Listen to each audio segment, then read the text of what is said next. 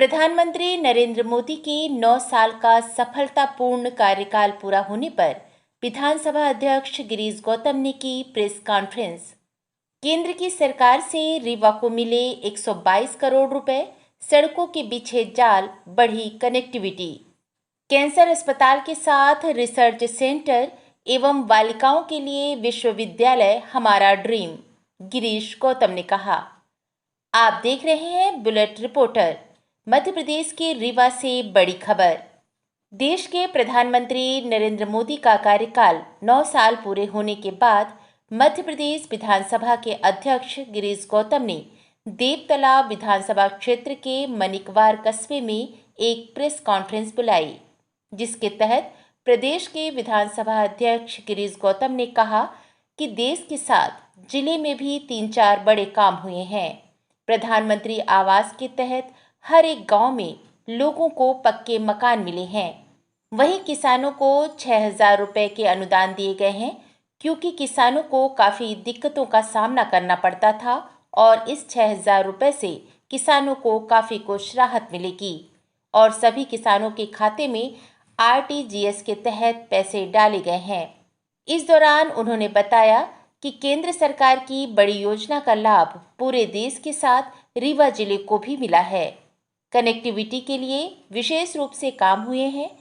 विकास के लिए 122 करोड़ रुपए प्राप्त हुए, जिसके तहत देवतलाब से नईगढ़ी सड़क मार्ग बनाए जाने के लिए 59 करोड़ रुपए एवं देवतलाब से पथरहा ढेरा ढनगन मार्ग के लिए 59 करोड़ की लागत से सड़कें बनाई जा रही हैं एवं वन टाइम इन्वेस्टमेंट के तहत नेशनल हाईवे बाईपास निकल जाने के बाद जो कस्बों के अंदर की सड़कें खराब हो गई थीं, उन 11 कस्बों के अंदर की सड़कों को बनाए जाने के लिए 89 करोड़ की राशि प्राप्त हुई थी, जिसके तहत अधिकांश कस्बों की सड़कें बन गई हैं और काम चल रहा है। इसी प्रकार विद्युतीकरण के शुद्धिकरण स्कीम के तहत केवल देवतलाब विधानसभा क्षेत्र के लिए 45 करोड़ रुपए प्राप्त हुए हैं, जिसके तहत क्षेत्र के 478 किलोमीटर की विद्युतीकरण साफ सुथरी होगी। पुराने तारों को हटाकर नए केबल तार डाले जाएंगे, बिजली के खंभे भी बदले जाएंगे, बड़े ट्रांसफार्मर लगाए जाएंगे। इस काम के लिए आज गुरुवार को भूमि पूजन भी किया गया है। इसका काम आज से ही शुरू हो गया है। वहीं विधानसभा अध्यक्ष गिरीश गौतम ने पत्रकारों के सवाल पर जवाब देते हुए कहा कि यदि जनता का आशीर्वाद पुनः मिला और हमारी सरकार बनी तो देव तालाब की पहचान पूरे देश में होगी। यहाँ के महादेव का नाम काफ़ी प्रसिद्ध है। 5वीं एवं 6वीं शताब्दी का पुराना मंदिर है।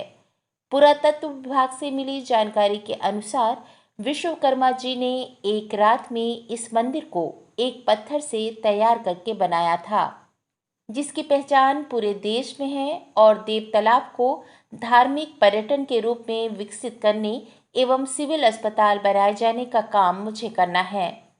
इसी प्रकार विधानसभा अध्यक्ष ने कहा कि कैंसर अस्पताल के लिए मेरा प्रयास था, जिसके तहत संजय गांधी अस्पताल में कैंसर का एक यूनिट शुरू हो गया है, लेकिन इतने भर में काम होने वाला नहीं है। रीवा में कैंसर अस्पताल एवं रिसर्च सेंटर के साथ कन्या विश्वविद्यालय बनाए जाना हमारे ड्रीम प्रोजेक्ट में है और यदि मुझे फिर से जनता ने आशीर्वाद दिया और सरकार बनी तो अगले सत्र में ये दोनों काम जरूर होंगे। वहीं विधानसभा अध्यक्ष गिरीश गौतम ने कहा है कि जल मिशन योजना के तहत डैम भरना और घर घर पानी पहुंचाने का काम भी मुझे करना है।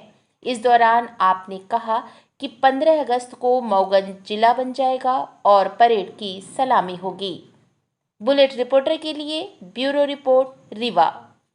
पुलिस चौकी में पर्याप्त बल व्यवस्था करके रखी है। बाकी सब काम है। पुलिस चौकी भी थाने के रूप में नई बिल्डिंग बना दी है और थाना का स्वरूप ही दे दिया है, केवल थाना घोषित नहीं है, बाकी थाना का स्वरूप है उसका। जलावर्धन के लिए डैम वगैरह का और कुछ बाणसागर डैम के पानी को अभी प्रधानमंत्री मोदी जी की जल मिशन योजना के भीतर प्रत्येक गांव में प्रत्येक घर में पानी पहुंचाना, उसके लिए बोरवेल से जो हमारा नल जल योजना चल रही है बोरवेल से है। बोरवेल में पानी अपने को नहीं मिल रहा पर्याप्त, इसके हमने पाइप डाल दिया पर पानी हम दे नहीं पा रहे क्योंकि बोरवेल में पानी है नहीं। आप देखते कहीं बोर कराते 500-600 से नीचे पानी चला गया, वो पानी से सप्लाई हो नहीं पा रही।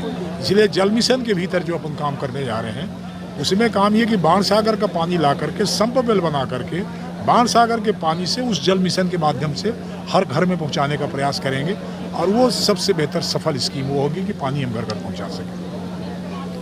प्रदेश से नहीं बनता है, ब्लॉक केंद्रीय व्यवस्था है, तो केंद्र में जब वो विचार करेंगे कि नया परिसीमन कोई होगा, हालांकि ब्लॉक बनाने के भी कोई केंद्र की योजना है भी नहीं। तहसील हमने देव तालाब बना दी, उसका जल्दी भूमि पूजन होगा या उसको शुरुआत करेंगे। मेन जिला जो है 15 अगस्त को प्रयास ये कर रहे हैं कि झंडारोहण इस बार 15 अगस्त की परेड की सलामी वहाँ पर ली जाए मऊगंज जिले की, तो अपने आप देव तालाब तहसील हो जाएगा। तो ये इस दिशा में काम बढ़ गया, लगभग फाइनल स्टेज में है, तो जल्दी ही हो जाएगा। यहाँ पर ये मणिका सभी पत्रकार भाइयों को आप सबको प्रणाम करता हूँ।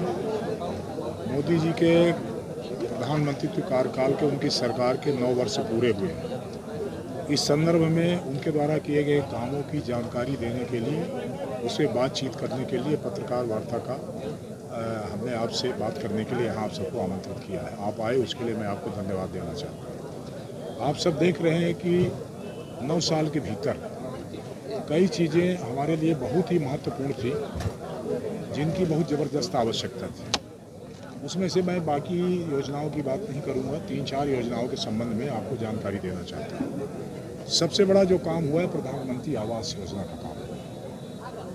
आप भी उसमें से कई लोग बतौर जनपद पंचायतों में काम कर चुके हैं, आप अच्छी तरह से जानते हैं कि प्रधानमंत्री आवास के भीतर से अब ऐसा कोई गाँव नहीं बचा है जिस गांव में के भीतर 100% की बात हम नहीं करते, पर जिस गांव के भीतर प्रधानमंत्री का आवास बना हुआ दिखाई नहीं पड़ता।